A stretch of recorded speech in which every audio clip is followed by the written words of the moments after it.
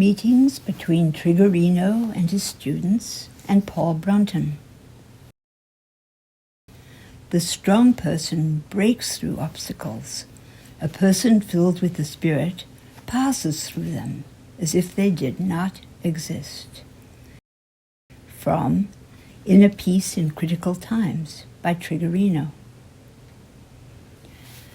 Two masters of insight and free spirits, Trigueirinho and Paul Brunton, had an infinitely creative relationship. Brunton, the English journalist, writer, and philosopher, with 11 books published during his lifetime, was a fifth initiation adept of the Brotherhood of Sirius. According to Trigueirinho, Paul Brunton was one of the most cultured contemporary philosophers because he was inspired by the level of the Adepts, that is, a being who, having crossed the thresholds of natural and human evolution, becomes a master, a member of celestial hierarchies.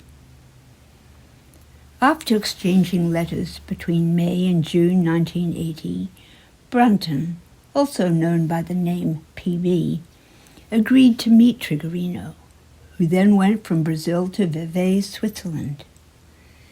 There, something wonderful but hidden happened. During the 10-hour meeting on July 20, Trigueirinho received absolute self-confidence to continue his journey of spiritual instruction, and for his work forming spiritual groups with those who sought him out. At the end of the meeting, a student of Paul Brunton accompanied Trigueirinho to the train station. Along the way, he heard the memorable statement, "Today was the most important day of my life." In an attempt to understand this meeting of two masters at all levels, here is an entry from the Esoteric Glossary by Trigueirinho. Master: a consciousness that has transcended the laws of the material world, that is part of the planetary or solar hierarchy, and is the focal point of a group of souls, which expresses the energy of a specific ray, although it can manifest that of any other. The well-known aphorism, "When the disciple is ready, the master appears," is an inner reality that can project itself into material life.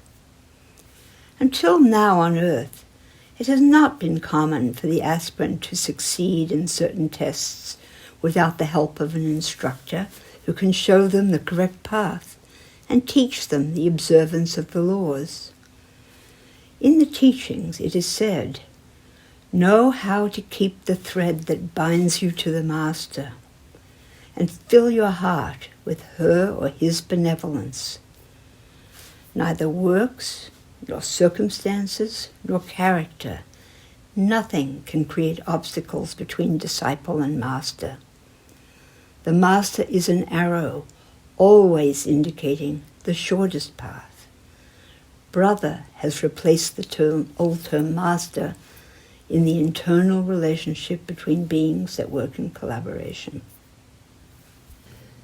At the age of 49, that is, in the 5th decade, which represents a cycle focused on universal and humanistic issues, Trigueirinho met Paul Brunton. In one of his recorded lectures, Trigueirinho stated the following: "In 1980, I had the clarity that I should temporarily stop the coursework and awareness work that was being done on the physical plane to spend an indefinite time in Europe again. There I came into contact with a great force on the physical plane, which, until that moment, I had only known on the subtle planes.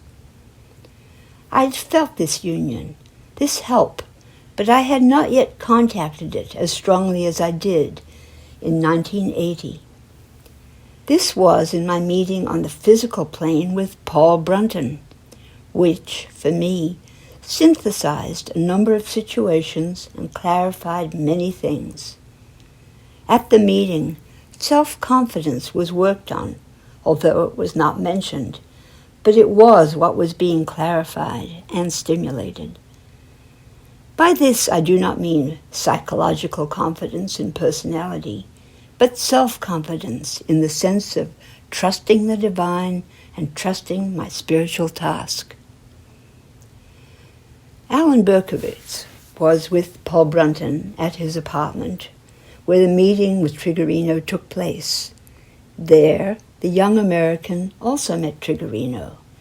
We exchanged a few emails, and in one of them, Alan writes, Paul Brunton lived in Vevey, in an apartment overlooking Lake Geneva. Across the lake in France was Mont Blanc, which reminded PB of the Himalayas. I assisted PB as his secretary, as well as in his personal health care, because he had been operated on for a hernia, as well as in practical day-to-day matters.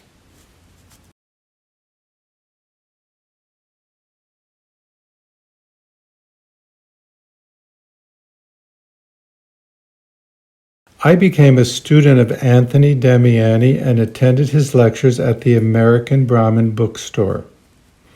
Anthony was a devout student of PB, and later he and his students built the Wisdom's Goldenrod Center for Philosophic Studies in a rural town where I resided for 2 years and which PB once visited. As PB was elderly, Anthony proposed and PB accepted that the 4 residents of Wisdom's Goldenrod, myself included, could take turns coming to Switzerland to help him.